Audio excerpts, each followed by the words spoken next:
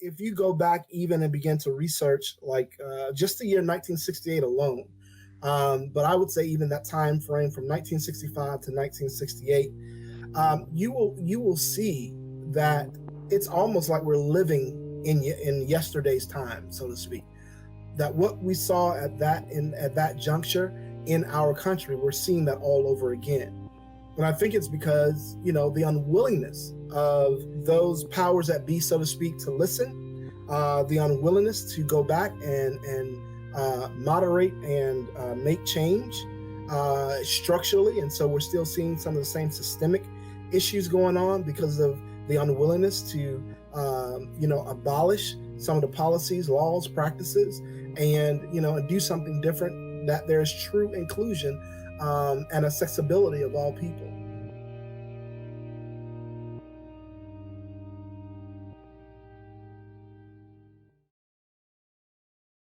The murders of George Floyd and Breonna Taylor are important to note because it comes at a time where there's a lot of frustration already building up. And so there's just a different energy around it. There's renewed anger in the United States over police violence.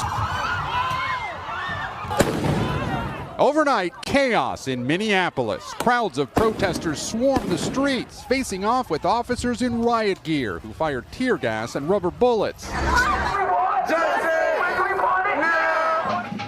But it's just the latest in a torrent of apparently unjustified use of force at these protests.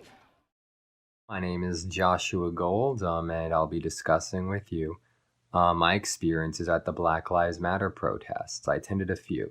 The first one I attended was in Fort Lauderdale. Had around 3,000 people in attendance. And it was peaceful. For all the marching and chanting, from around 2:30 to 5:45 p.m., it was entirely peaceful. The best parts were the chanting and seeing people express their solidarity with the movement. Thank you guys for showing up for your city, man. And it was wonderful to see people honking their car horns in support of the movement as we marched along the roads and highway. However, then around 6, a police officer shoved a black woman and planted her face brutally into the street, and she was protesting peacefully. After that, protesters began throwing water bottles. Water bottles, mind you. No guns, no weaponry. Water bottles. In response to that, police officers, who were armed to the teeth, deployed tear gas and shot rubber bullets.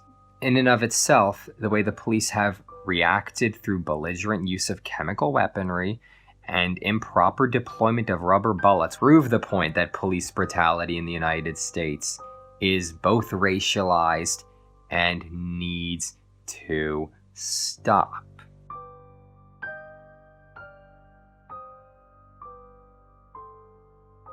To such a degree that Amnesty International investigated and they found dozens of instances of police brutality in over 40 US states. This is a systemic problem, and I experienced it firsthand.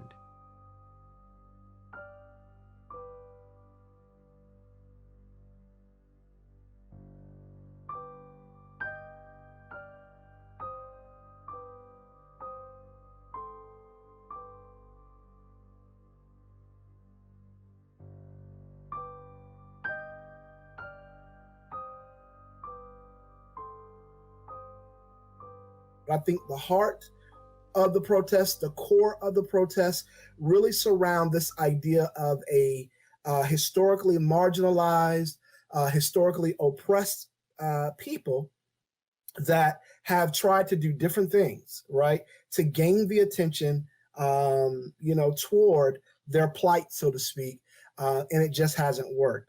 Me personally, I'm brown and I'm from Bulgaria. And I'm actually Gypsy, and ever since I ended up in this country due to racism in Europe over the Gypsy culture, you can go back into World War II history and see where that goes. But it was just cool because I was able to see other people that go through it more than me, and I was able to learn it more than maybe I knew, because it affects everybody differently. And it was just cool to see just as much as white people there than black and brown. Ever since I went to those protests, I've been able to explain what racism in America looks like better. And I think that helped me. And it's still helping me. I think the real conversations that need to be had is focusing on solidarity. How do we really come into true solidarity across racial and ethnic lines, across the various social identities?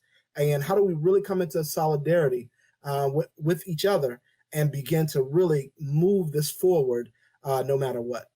There's also the defund the police movement. I think educating yourself is the most important thing, because once this is all over and we all go back to life, we can talk about it and maybe teach each other about it. Because there might be things that we can't do now that we can do later. The idea of defunding the police then is this idea of a redistribution of how policing is done, whether it's through bringing back this idea of community policing, whether it's the idea of hiring more counselors, therapists, as first responders that can respond along with or in lieu of police officers, particularly when you're talking about responding, let's say to impoverished areas, or you're responding to the homeless, or you're responding where it is known that they're dealing with an individual that may have mental health challenges. We need to begin to relook at how policing is done in that manner. I think students can help the movement by understanding the power of their voice. I think that students can help the movement by also continuing to understand the power of the vote. But ultimately, I also think that students can understand what they need to do in terms of moving this trajectory forward. I know a big thing right now is that maybe if you see some police brutality happening on the side of the road with the police involved, if you can stay and be there for your brothers and sisters, do it. Because if something goes down, be there for them for it. And so what I would say to students is to critically examine what society is saying, what the government is saying, what institutions are saying. This is what we're going to do.